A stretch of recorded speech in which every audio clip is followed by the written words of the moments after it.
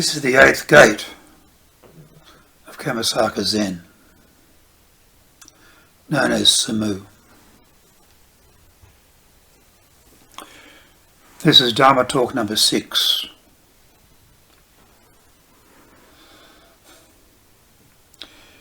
It's about the eighth gate, Samu, and the eighth ox-herding picture, both ox and self-forgotten, and also the koan, empty-handed I go, and behold the spade in my hands.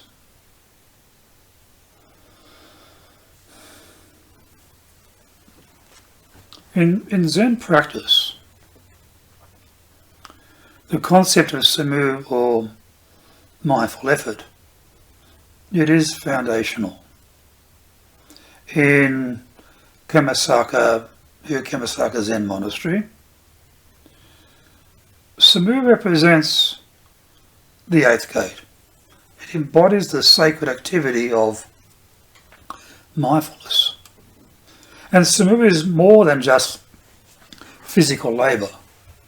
It is the seamless integration of presence into daily tasks, thereby fostering a spirit of selflessness or selfless service. And this principle, it aligns closely with the eighth ox-herding picture, both ox and self-forgotten, where the practitioner reaches a state of ultimate realization. And then the koan, empty-handed I go, behold the spade in my hands.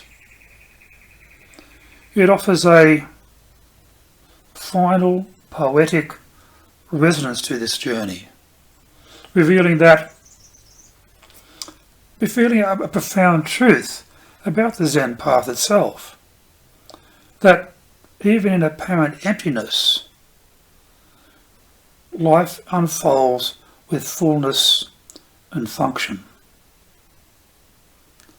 Now together, these three Zen teachings, they illustrate a path of deep interconnectedness where sacred activity, self-forgetting, and the spontaneous experience of the present moment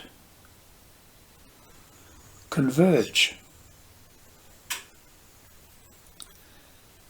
So the eighth gate, Samu, it's not just work.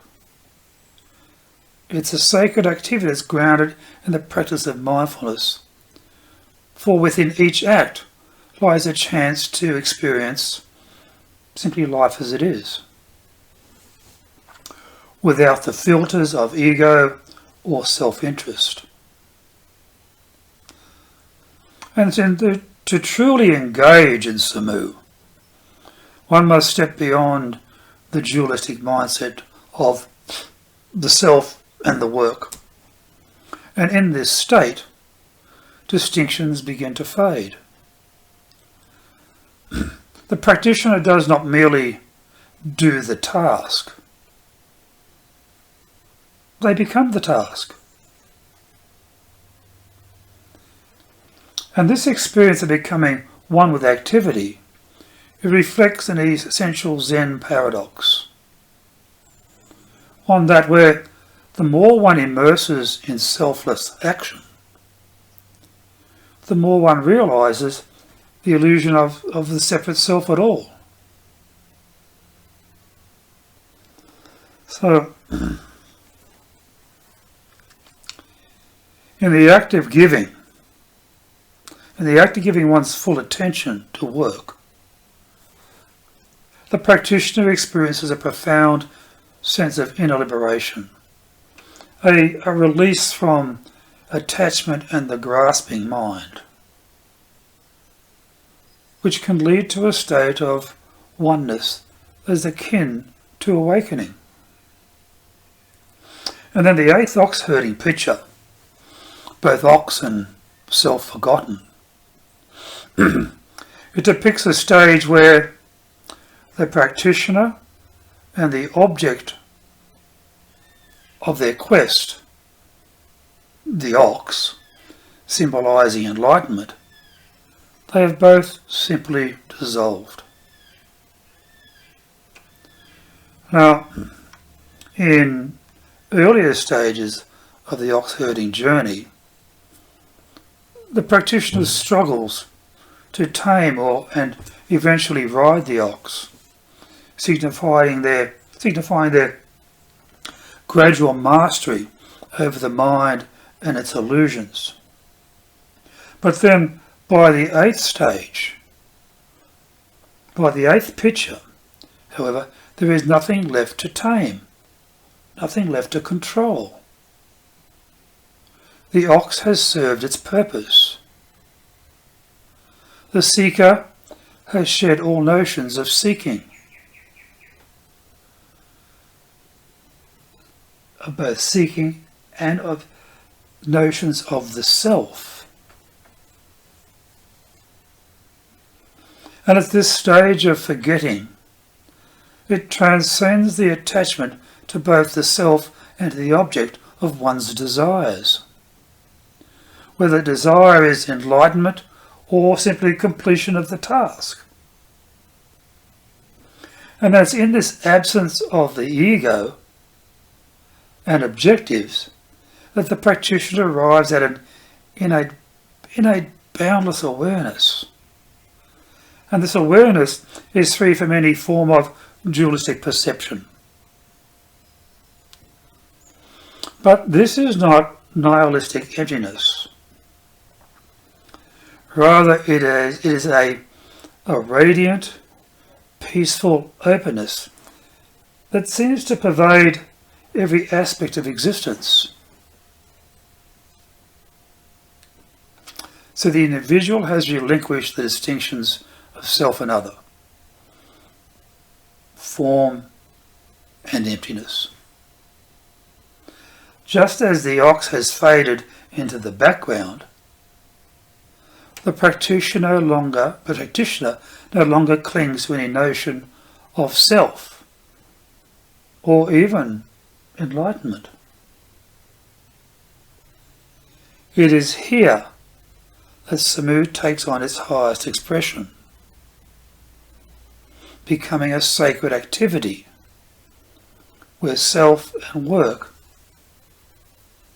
are forgotten. And all that remains is the purity of the mindful action. And then the koan. Empty-handed I go, behold the spade in my hands. This koan, it encapsulates a state of paradox and wholeness. On the surface, the statement appears totally contradictory. How can one be empty-handed yet hold a spade?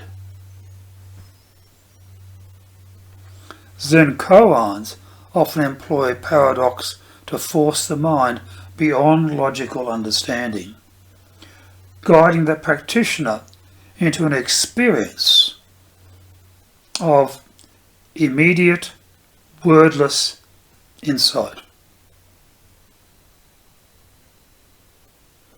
So, in the context of Samu and self-forgetting, this koan invites the practitioner to realise the true emptiness it's not the absence of function, it's not the absence of form or activity. Rather, it is the absence of the ego's hold over these things. So, one can be empty-handed in the sense of possessing no attachment, no agenda, no self-centered grasping, and yet still carry a spade, still perform the sacred activities of life. So this particular paradox, it illuminates the reality that enlightened awareness, it is not an escape from daily tasks. Rather, the way that one meets each moment with an open, unencumbered mind. So the spade, it is not merely a tool. It symbolises the world and all its challenges. So to carry it with a spirit of emptiness is to engage with life fully, while simply remaining free from this weight of self-centeredness. And then the practitioner becomes a vessel through which life flows, embodying the same empty-handed stance in every action. And then in the fullness of presence, both the self and the tool become aspects of the same invisible whole. So the journey from mindful effort in Samu to the self-forgetting of the eighth ox-herding picture and the koan's paradox, the paradox of emptiness and fullness, they reflect the Zen approach to spiritual practice as an integration, not a detachment. So it's each of these things, each of these teachings points towards a union of formless awareness with the form-filled world. And then through Samu, practitioners learn to act without attachment to results, embodying presence in each moment and task. And as they deepen in this practice, the distinction between self and the work dissolves. And this mirrors the self-forgetting of the eighth ox-herding picture. And then the koan adds depth to this journey by showing that this emptiness, it is not void, but active and dynamic. So, even in empty-handedness, the practitioner still finds themselves carrying a spade, which they can wield without being weighted down by it. So in this way, all activity becomes Samu, and all Samu becomes sacred activity. And it all becomes a manifestation of Zen's fundamental teaching, that form is emptiness, and that emptiness is form.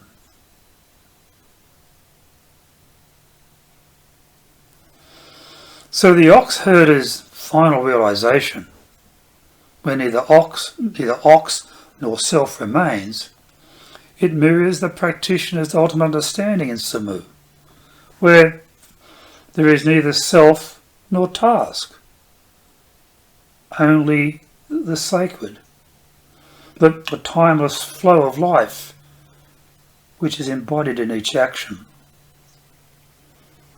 And then in practical terms, living Samu in daily life requires cultivating a mindful presence in every action, and then approaching each moment with a state of reverence and without clinging to outcomes. Now, tasks that may seem trivial, like washing the dishes or folding clothes,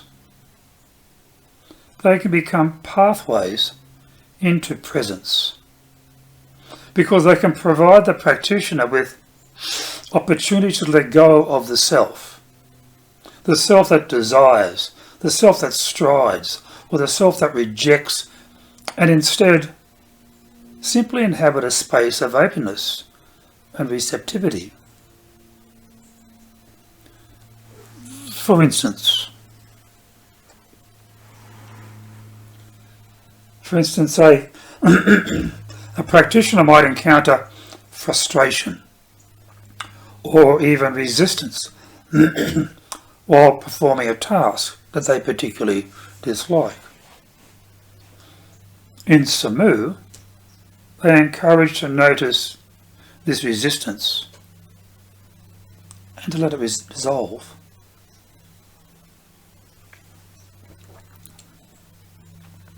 Allowing the task to simply unfold in its own rhythm.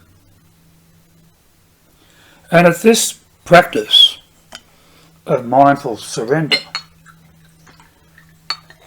that leads to an experience of timelessness, where even the most mundane activity simply becomes sacred.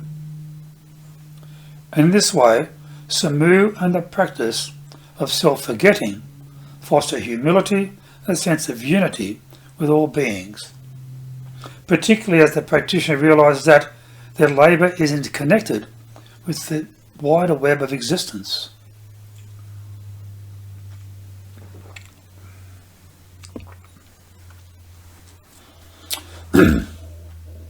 So the interconnection between Samu, the eighth ox-herding pitcher, and the koan, the spade, ultimately reveals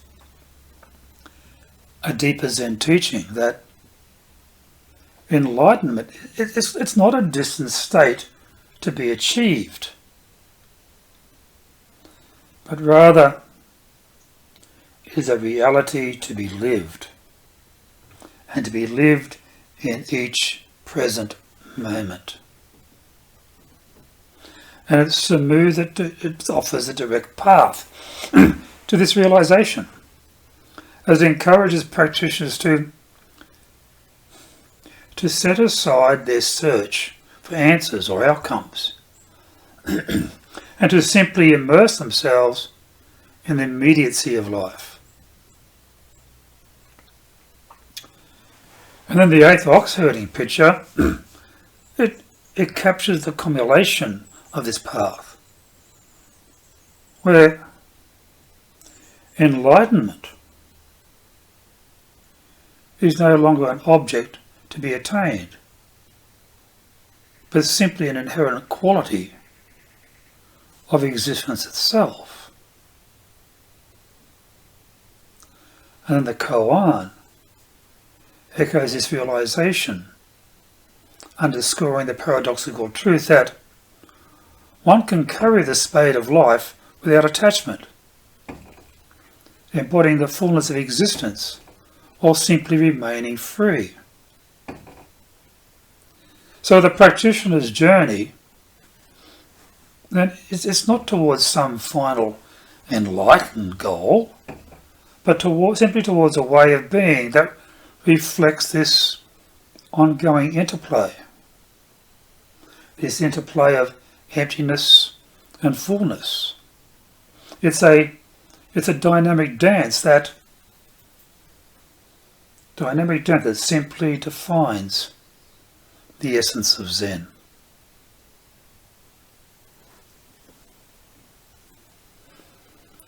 Thank you for joining me for this armchair chat today. I certainly hope it has been of benefit.